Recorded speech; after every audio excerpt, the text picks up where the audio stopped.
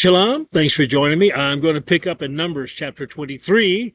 The previous two videos, I went too long on one of them and too short on the other one. But I got chapter 22 done. Let's do chapter 23.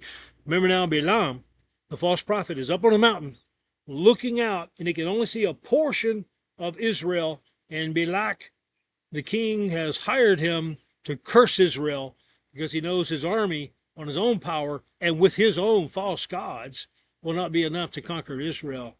And so he brings in some spiritual warfare by getting this false prophet to come in. And watch what happens in chapter 23. All right, I'm going to begin. Remember, I'm reading from the Complete Jewish Study Bible, so it's a different translation that you may have. If you have the U version, by the way, you can actually follow along with me in this translation. Balaam says to Balak, "Build me 7 altars here, prepare me 7 bulls and 7 rams here." Balak did as Balaam said.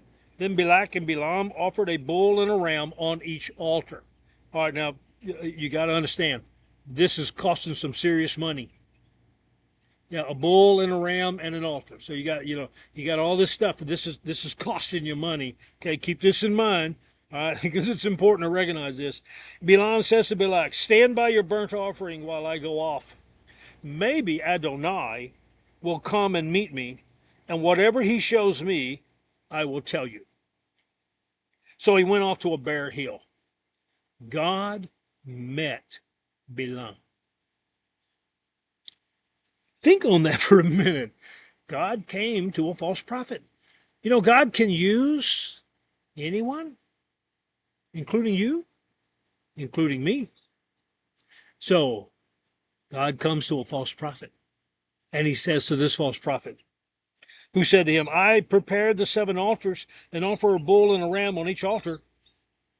So then Adonai put a word in Balaam's mouth and said, "Go on back to Balak and speak as I tell you." He went back to him, and there, standing by his burnt offering, he with all the princes of Moab made his pronouncement. So picture this, the bull and the ram on the altar burning up. It's a costly sacrifice. So the king and his princes and all the royal important people, everybody who's somebody is there.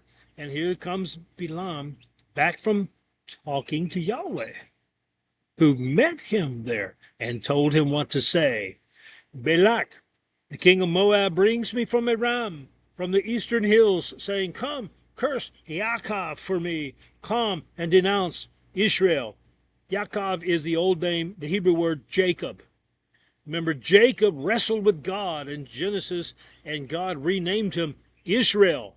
And the name Israel means he who struggles with God and prevails. So that's a pretty neat thing. So when they refer to Yaakov, that's the Hebrew Jacob, he come and denounce Israel. That's the same person. Jacob, Israel, the same person. He said, "King hired me to come and curse Jacob and Israel." So, and then watch what he says in verse 8. "How am I to curse those whom God has not cursed? How am I to denounce those whom Adonai has not denounced? From the top of the rocks I see them. From the hills I behold them. Yes, a people that will dwell alone and not think itself one of the nations. Who has counted the dust of Yaakov or numbered the ashes of Israel? May I die as the righteous die. May my end be like theirs." Does that sound like a curse to you? Didn't sound like it to Balak either. Watch what Balak had to say. Balak said to Balaam, "What have you done to me? To curse my enemies is why I brought you here, and now you've totally blessed them." He answered, "Mustn't I take care to say just what Adonai puts in my mouth?"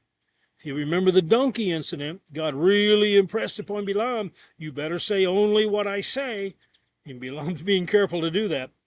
And so now Balak is not happy. This isn't what I hired you to come here and do. So then, verse 13, Balak gets an idea.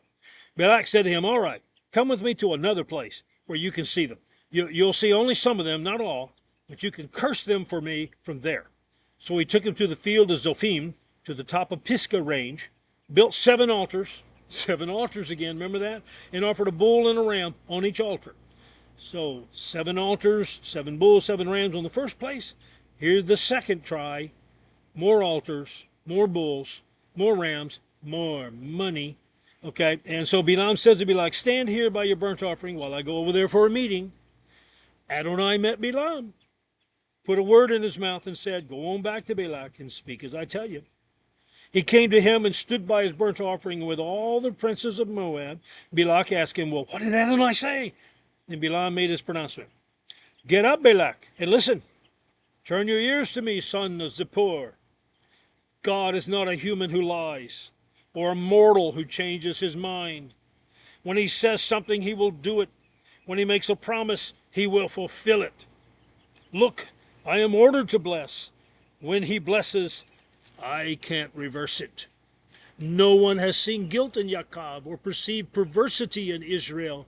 Adonai, their God, is with them and acclaimed as king among them. God, who brought them out of Egypt, gives them the strength of a wild ox. Thus one can't put a spell on Yaakov. No magic will work against Israel. It can now be said of Yaakov and Israel, what is this that God has done? Here is a people rising up like a lioness. Like a lion, he rears himself up. He will not lie down till he eats up the prey and drinks the blood of the slain. Woo! Obviously, Balak is a little displeased. By the way, I want to go back and look at something. Take a look at verse 19. I think it would be a good idea if you highlighted that, marked it, underlined it, put a note out beside it. Reread it again. Read it with me again. God is not a human who lies or a mortal who changes his mind. When he says something, he will do it. When he makes a promise, he will fulfill it.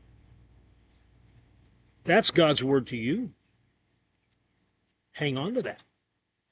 When he makes a promise, he will fulfill it. All right, now, go back over, and he also said, by the way, Israel is like a lioness rising up like a lion. He's going to devour his prey. Think of that. So in verse 27, we got back up, verse 25, Balak said to Balaam, obviously you won't curse them, but at least don't bless them. However, Balaam answered Balak, didn't I warn you that I must do everything Adonai says? Balak says to Balaam, come, I will take you now to another place. Maybe it will please God for you to curse them for me from there. Balak took Balaam to the top of Peor, overlooking the desert. Peor, remember the name Peor, what it means? It means to give up. It means to die. I love it. Bird weight takes blooming idiot, stumbling oaf to the mountain of just give up and die. Says, please curse him from here. Oh, this is hilarious. This is funny. So I love this. Takes him up there. Balaam says to Balak, build me 7 altars here. Prepare me 7 bulls and 7 rams. Again, 7 altars, 7 bulls, 7 rams. This is the 3rd set of them. This is money running out the pocket. And Balak, by the way, is not getting what he paid for. And you think he's happy about that? So watch what happens. Verse 30, Balak says, did as Balaam said, and offered a bull and a ram on each altar. And that is the end of chapter 23. Let's head to chapter 24 in the next video.